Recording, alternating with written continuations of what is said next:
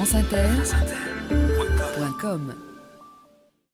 Bonjour, aujourd'hui les joutes et les tournois au Moyen-Âge.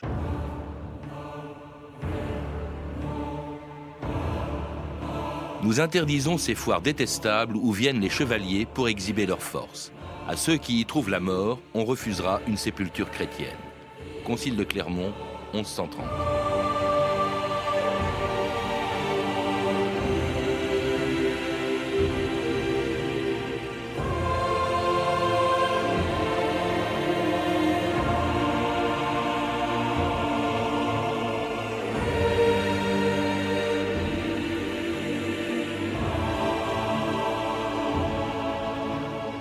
« 2000 ans d'histoire », Patrice Gélinet.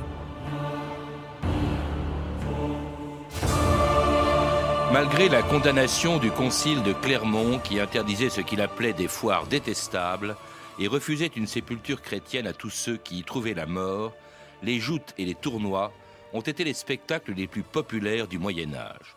Que ce soit pour la gloire, pour l'honneur, pour les beaux yeux d'une dame, pour laver un affront, relever un défi, ou plus prosaïquement pour de l'argent, pendant 5 siècles, entre 2 guerres ou 2 croisades, des chevaliers, des barons, des princes et même des rois ont brisé des lances dans ces simulacres de bataille qui pouvaient aller jusqu'à la mort de l'adversaire.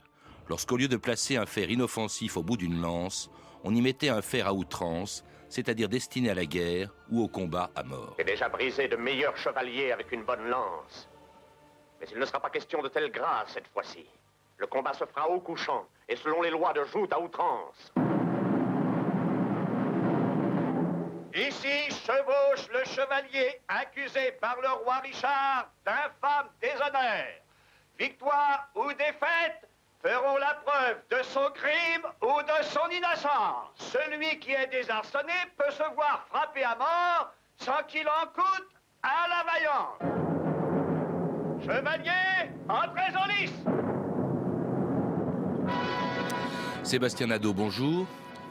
C'était un extrait du film Richard, Cœur de Lion, un des films qui, comme tous ceux dont l'action se situe au Moyen-Âge, comporte plusieurs scènes de joutes ou de tournois, comme si d'ailleurs avec les châteaux forts et les chevaliers, ces joutes incarnaient au fond le Moyen-Âge. C'est ce que vous écrivez dans un livre, Rompez les lances, chevaliers et tournois au Moyen-Âge, qui a été publié chez Autrement. Et vous écrivez, l'ancrage des joutes est si profond dans la mémoire collective qu'avec les forteresses de pierre et les histoires d'amour impossibles, elles servent systématiquement à incarner toute la période qui les a vus vivre. Alors ces joutes sont un peu au fond le sport du Moyen-Âge, un peu l'équivalent du foot aujourd'hui, Sébastien Nadeau. Oui, tout à fait. Je crois que quand on pense au Moyen-Âge aujourd'hui, on a immédiatement en tête des images de chevaliers qui sont là pour séduire des dames dans de somptueuses tribunes et avec en arrière-plan des combats. Des combats qui sont des joutes ou des tournois. Quelle différence entre les deux ? La grosse différence entre les tournois et les joutes provient du mode d'affrontement, dans le sens où les tournois sont des confrontations collectives. On a 2 troupes, 2 compagnies de combattants qui s'affrontent, tandis que pour la joute, on va avoir un affrontement duel à 1 contre 1. Alors justement, ça commence par les tournois en fait. La première apparition de ce type de combat, c'est des tournois, des combats collectifs. Quand apparaissent-ils ? Vous évoquez un certain Geoffroy de Reuilly qui en 1066 aurait été le premier à tourner, à participer à des tournois. Oui, alors cette date de 1066 et ce chevalier, c'est peut-être un repère plutôt qu'une réalité. Geoffroy de Preuilly, dont on sait très peu de choses, si ce n'est que dans 2 chroniques, on a une mention qui dit le premier à avoir effectivement pu participer à un tournoi. D'abord, on se demande comment il serait le premier seul à avoir participé à un tournoi, et en plus, ces chroniques sont largement postérieures, et donc il faut plutôt le considérer comme un repère temporel. En réalité, les premières certitudes qu'on peut avoir datent de la première partie du XIIe siècle. Oui, alors, très vite, d'ailleurs, ces tournois sont condamnés par l'Église. Vous citez ce fameux concile de Clermont. Nous interdisons le plus fermement du monde la tenue de ces abominables marchés ou foires où les chevaliers ont coutume de s'assembler pour mesurer leur force et leur audace, et au cours desquels il y a souvent mort d'homme et grand péril pour les âmes.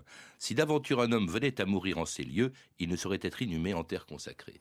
Oui, mais l'Église y voit quelque chose de très ennuyeux. C'est que plutôt que d'être dans le combat juste, celui des croisades, les chevaliers vont s'empêtrer dans des rencontres où ils s'amusent et ne pensent pas à ce qui paraît le plus important. Et puis, à côté de ça, il y a toute l'agitation qui pose problème, des chants, des beuveries, et c'est les débordements de la jeunesse, finalement, qu'on retrouve dans les tournois. Alors cette interdiction a duré 2 siècles, jusqu'en 1313, lorsque elle est levée par le pape Jean XXII. Entre-temps, le tournoi s'était transformé en combat singulier, la joute. Rami, roi d'Aragon par la grâce de Dieu, lance en ce jour un défi à Ferdinand, roi de Castille, de Léon et des Asturies, et l'appelle à la bataille sur les plaines de Calahorra. Toute l'Espagne est sous la menace des morts. Rien ne donnerait plus grand réconfort à l'ennemi que de voir 2 rois chrétiens suivis de leurs armées se déchirer mutuellement. Eh bien alors que le sort de Calahorra soit tranché par le moyen d'un combat singulier sans merci, qui mettra aux prises votre champion et le mien. Le gant est jeté. Qu'un de vos hommes s'avance pour le relever. Sire, mon roi, donnez-moi la permission de relever le gant. J'ai été accusé de trahison, sire. Laissez-moi donc me soumettre au jugement du plus haut des juges. Si je suis coupable, Dieu dirigera la lance de mon adversaire vers mon cœur. Si je suis innocent, Dieu sera mon bouclier. Rodrigue de Bivard relève le gant.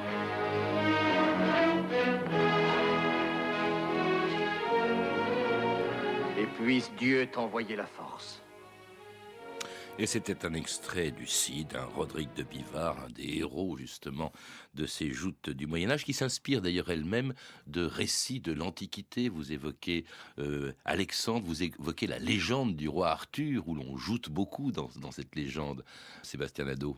Alors effectivement, certainement que le modèle des chevaliers de la table ronde est celui qui va le plus imprégner les chevaliers de chair et de sang qu'on va retrouver dans les joutes. Mais finalement toute la littérature antique, les chansons épiques des siècles suivants qui présentent des combats très, très régulièrement dans les récits vont inspirer les chevaliers dans leurs actions. Alors ces joutes ou ces tournois, en fait, c'est en temps de paix qu'ils se produisent, mais c'est un entraînement à la guerre. Et servent à quoi, en fait ? Au départ, certainement, on peut considérer que c'est un entraînement à la guerre, oui, dans le sens où, à partir du XIe siècle, dès la bataille d'Hastings, on a à travers, par exemple, la tapisserie de Bayeux, des images qu'il montre. On a une nouvelle technique de la lance qu'on tient sous le bras.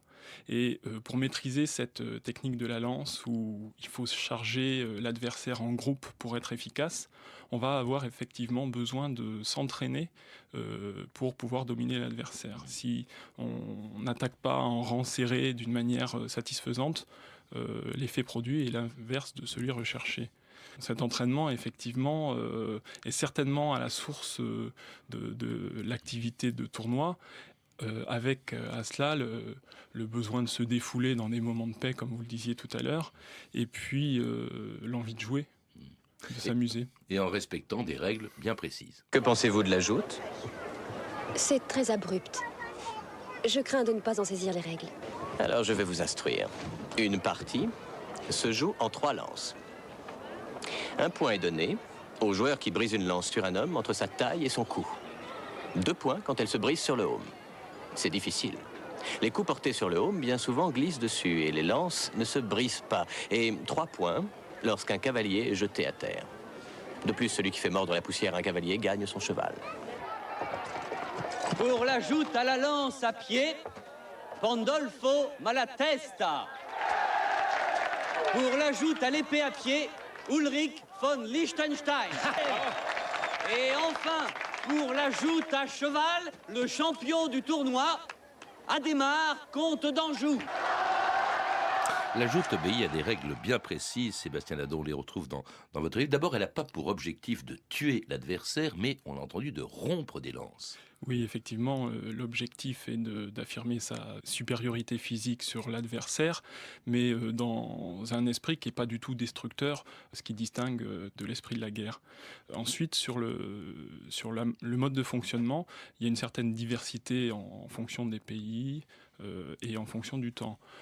Quand on est au stade des tournois au XIIe, XIIIe siècle, le principe c'est d'essayer de désarçonner l'adversaire pour pouvoir le faire prisonnier. Alors il y a des hommes de main qui viennent sur le champ de bataille, enfin champ d'affrontement, pour récupérer les adversaires qui sont tombés au sol, on les fait prisonniers, éventuellement on récupère les chevaux et puis on rançonne, c'est-à-dire que à la fin de la partie, de l'affrontement, on récupère de l'argent ou un bien en nature contre restitution des prisonniers.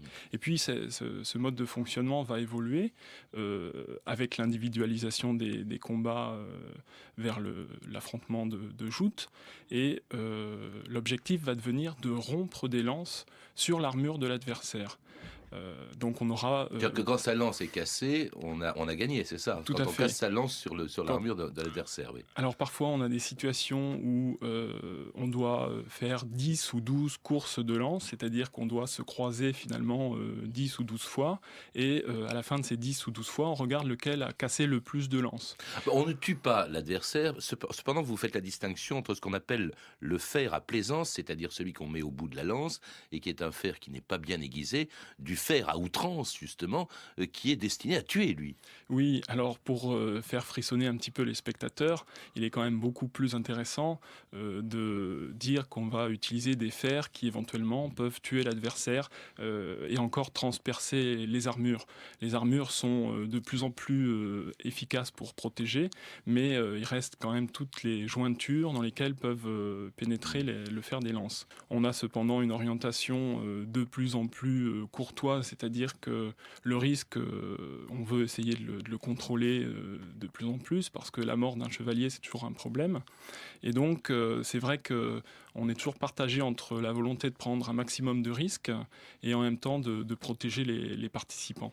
Vous dites courtois parce qu'on fait ça aussi pour l'amour d'une dame, c'est-à-dire qu'on court pour les couleurs d'une dame, pour les beaux yeux d'une dame, pour lesquels on éprouve un amour courtois. Oui, tout chevalier a sa dame pour laquelle il combat. Alors, il y a les chevaliers qui combattent pour des dames dont on connaît l'identité, mais le jeu est beaucoup plus intéressant quand le chevalier combat pour une personne qu'il est le seul à connaître réellement. On a des situations où effectivement le chevalier parvient à séduire concrètement une spectatrice. On a par exemple Peronino, qui est un grand combattant castillan qui est censé avoir séduit Dona Béatrice, l'infante du Portugal, lors d'une joute à Valladolid, celle-ci étant à une fenêtre de son palais en train de regarder les joutes et voit ce beau chevalier. Et ça donne effectivement lieu à un mariage. Alors la réalité de tout ça, elle est toujours difficile à mesurer, mais il y a bien un jeu de séduction entre le chevalier et les dames, et il y a le jeu de la cour et des courtisans qui se déroulent sur le terrain. La réalité, celle dont on parle le moins souvent quand on parle de joutes et de tournois, c'est surtout l'intérêt pour l'argent, qui compte beaucoup dans les joutes. On en gagne de l'argent quand on gagne une joute. Oui, on peut parler quasiment de jouteurs professionnels qui vont de ville en ville, de cour en cour. Qui tournent. Qui tournent, exactement, c'est le terme approprié, pour gagner de l'argent.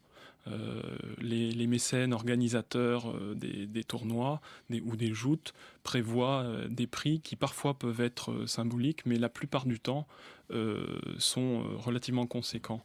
Alors on se bat aussi pour un seigneur, pour un fief ou encore pour un duché. Il advint que les barons de Bretagne donnèrent à Rennes une grande joute en l'honneur de Madame la comtesse de Penthièvre et de Monseigneur Charles de Blois.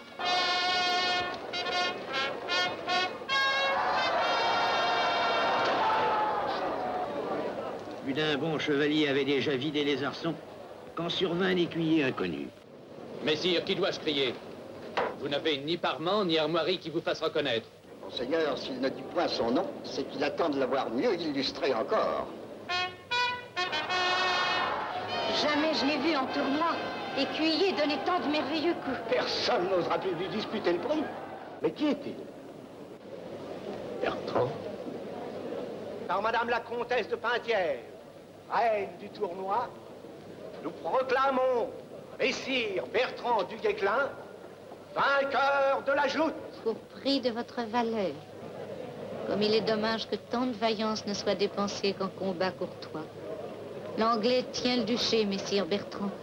Nos droits seraient heureux d'avoir champion tel que vous. Madame, qu'il vous plaise de me dire où sera la guerre. Pour l'amour de vous, je m'y rendrai.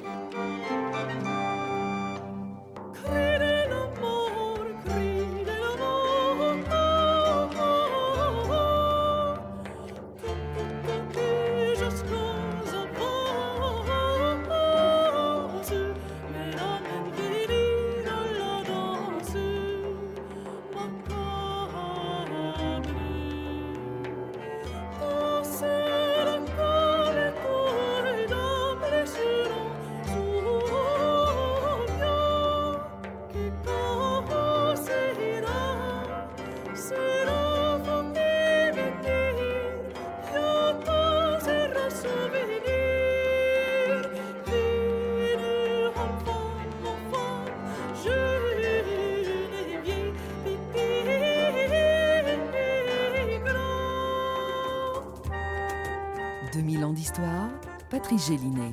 Et c'était Cri de la mort de Gilles Binchois, une chanson du Moyen-Âge, de cette époque où les joutes révèlent, vous le rappelez dans votre livre, Sébastien Nadeau, des héros. On a entendu du Guesclin, mais il y en a beaucoup d'autres qui se sont révélés par la joute avant même de devenir, comme du Guesclin, un connétable. Oui, là dans l'extrait qu'on a entendu, du Guesclin est déjà un chevalier chevronné. Il entre un petit peu dans la légende déjà, parce qu'à 15 ans, contre l'avis de son père, on le voit déjà en train de participer à des tournois.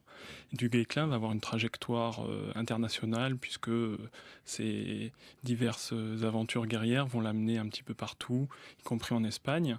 Et à tel point que 9 ans après sa mort, on organise encore des joutes. Le roi de France demande à ce qu'on organise des joutes à la mémoire de du Guesclin. Le dogue de Brocéliande, exactement. On le surnommait. Il y aura Bayard aussi, il y en a des moins connus. Il y a le prince Thouars, le fils du roi d'Angleterre Édouard III, car les rois joutaient également. Alors effectivement, il y a des rois qui sont particulièrement habiles à la joute.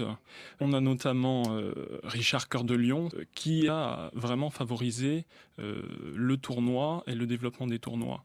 On parlait tout à l'heure d'Argent, c'est le premier qui, à partir du moment où il est roi, par décret, organise la pratique du tournoi en demandant une taxe pour les organisateurs et une taxe auprès des participants. Ah oui. C'est-à-dire qu'il rentre dans une logique financière et lui-même descend régulièrement dans les lices. Bon, il est parfois très en colère quand il perd. C'est le cas à Messine en Italie, lorsqu'un chevalier poitevin du nom de Guillaume des Barres le renverse devant un public nombreux.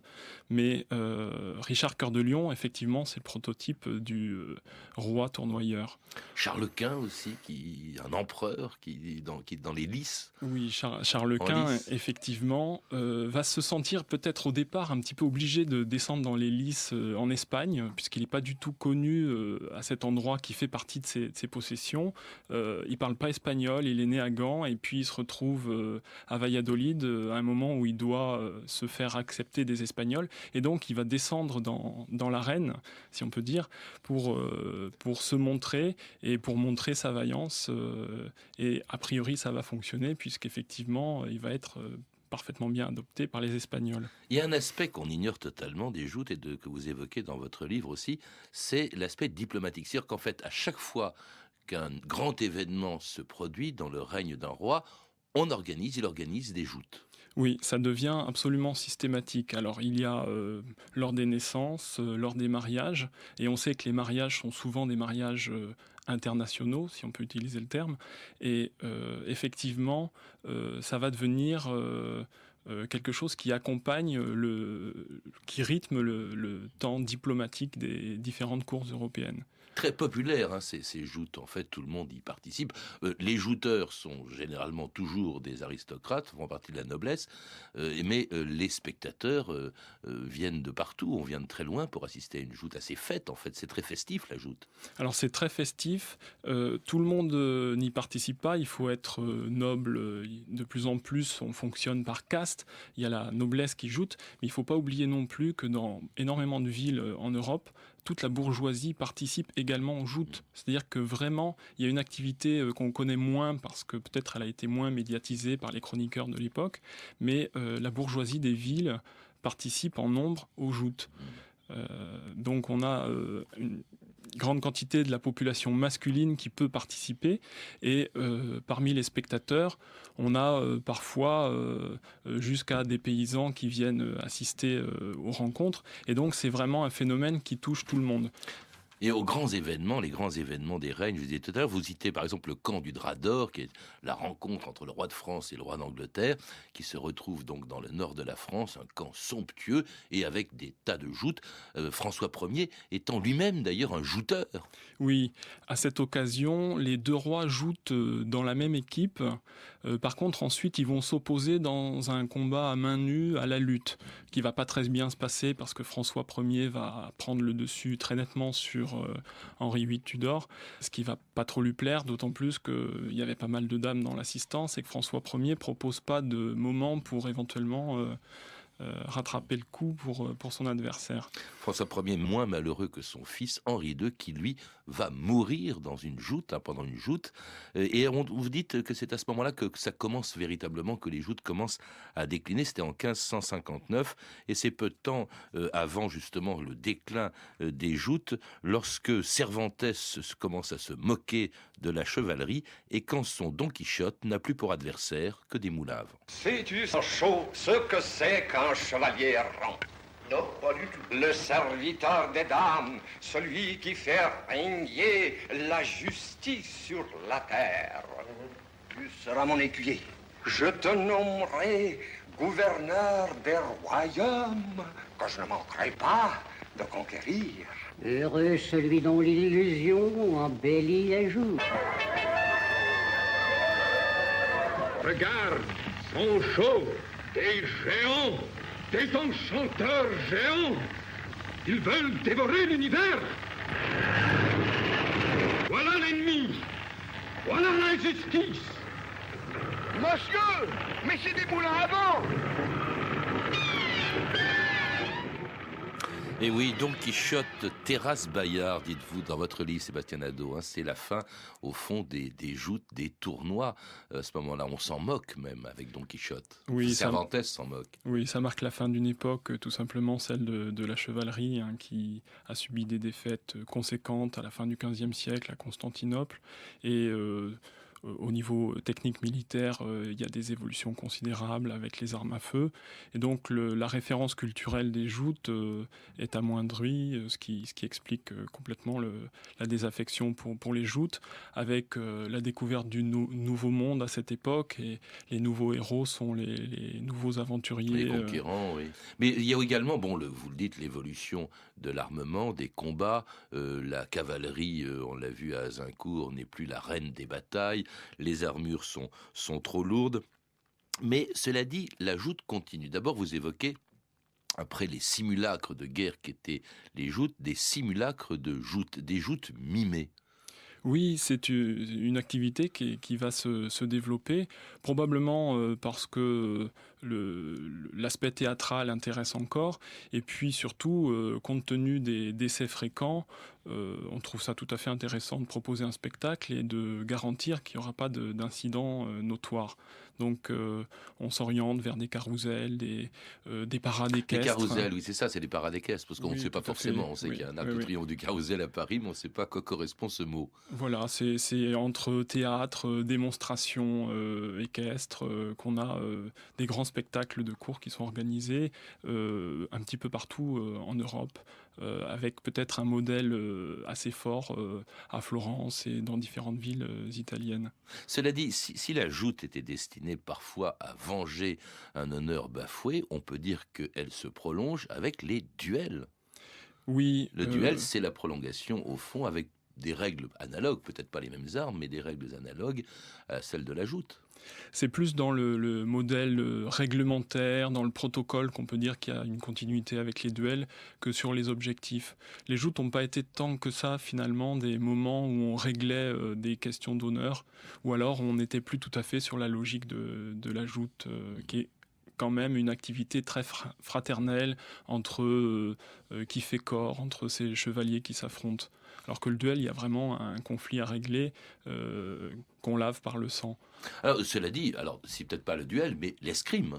Parce que là, c'est un combat qui n'est pas fait pour l'honneur, mais c'est une espèce de joute, au fond, du 19e ou du 20e siècle. Complètement. Si on veut chercher des continuités, elles sont certainement davantage ici, notamment dans l'esprit qu'on peut retrouver entre les adversaires. Dans le sport même, quand on voit des villes s'affronter par équipe de football interposée. Oui, effectivement. Ça, c'est des tournois, ça. Quand on regarde un petit peu en arrière sur ces joutes, on voit qu'elles ont offert des modèles de champions comme on peut en avoir aujourd'hui. Elles ont offert... Zidane, c'est du Guesclin. C'est tout à fait ça, oui, on a cette analogie qu'on peut effectuer. Elles ont proposé des modèles d'organisation de rencontres sportives. Alors, on pourrait s'étendre sur les pas d'armes, les jeux de la table ronde, qui sont des rencontres très structurées. On a donc ce modèle des champions. Et puis, on a un esprit de rencontre, d'affrontement relativement ludique qu'on retrouve aujourd'hui dans le sport. Et dans certaines fêtes, vous dites qu'elles viennent du Moyen-Âge et qu'elles évoquent, qu'elles rappellent des joutes. Oui, il y a eu beaucoup de revival de fêtes médiévales, de tournois. On a les fêtes joanniques à Orléans tous les ans où, quand le financement le permet, on a des joutes parce que c'est une activité qui coûte cher et c'est peut-être aussi pour ça qu'elle a disparu si vite, c'est qu'à mettre en place, ça nécessite des financements assez importants. Et au jour d'aujourd'hui, les villes qui ont les moyens, et il y a beaucoup de villes qui organisent des fêtes médiévales, essayent de proposer ces combats qui sont quand même assez éclairants sur la période médiévale. Donc les joutes ne sont pas mortes, en tout cas elles ne sont pas mortes non plus quand on vous lit Sébastien Nadeau dans ce livre « Rompez les lances, chevaliers et tournois au Moyen-Âge », un livre qui vient de paraître chez Autrement. À lire aussi Histoire de la chevalerie de Maurice Melot, publié aux éditions Ouest France. Vous avez pu entendre des extraits des films suivants: Richard Cœur de Lion de David Butler, Du Guesclin de Bertrand de Latour, disponible en DVD chez Warner Home Video, Le Cid d'Anthony Mann et Chevalier de Brian Hergeland, publiés tous deux en DVD chez Sony Pictures Entertainment. Toutes ces références ainsi que beaucoup d'autres sont disponibles par téléphone au 32 30, 34 centimes la minute ou sur le site franceinter.com. C'était 2000 ans d'histoire. À la technique, Martin Guénard, documentation et archives, Camille Pouc-Jalagui, Frédéric Martin et Franck Olivard. Une émission de Patrice Gélinet réalisée par Jacques Sigal. Demain, dans 2000 ans d'histoire, le pain. Merci Patrice Gélinet et à demain sur France Inter, émission spéciale en public, grand événement.